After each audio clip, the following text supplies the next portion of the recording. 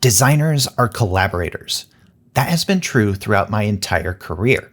And not only between other designers.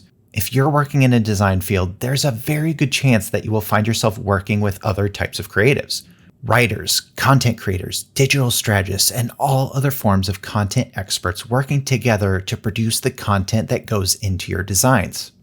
Now, a common question that comes up when working with your creative colleagues is, what is the word count for our layout? Knowing the answer to this question is extraordinarily helpful when planning out content. If we have a layout that we're building and we're working with a writer, this helps them identify how long the text should be.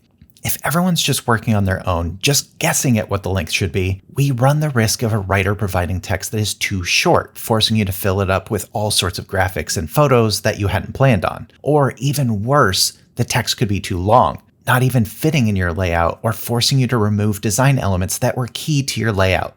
Even if you're using AI to generate your content, knowing the word count is still an absolute must if you want to receive the correct amount of text.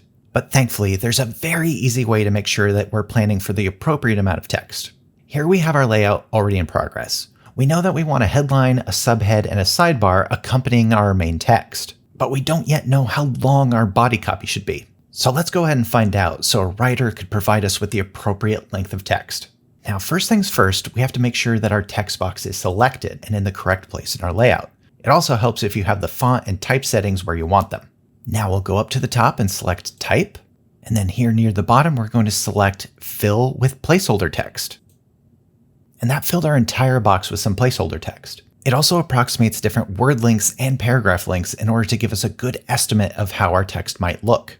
So that's pretty neat, but it doesn't yet tell us the word count. In order to get that, we need the help of our Info panel. So to pull that up, let's go up to Window, and then here in the middle we see Info, or we could use the shortcut F8 to bring that up as well. Selecting that option brings up our Info panel.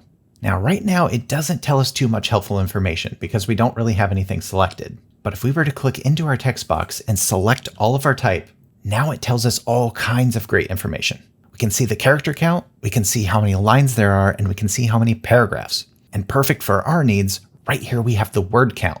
So if we tell our writer, whether they're a human or AI, that we need 170 words to fill this layout, they'll be able to write to that length. And we can also do the same with our sidebar.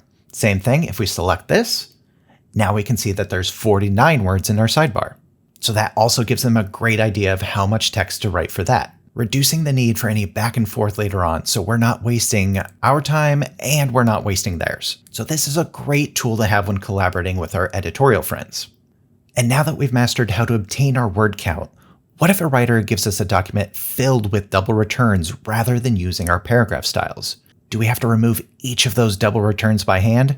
Thankfully, there's a much easier way, and I have a video right here to walk you through it.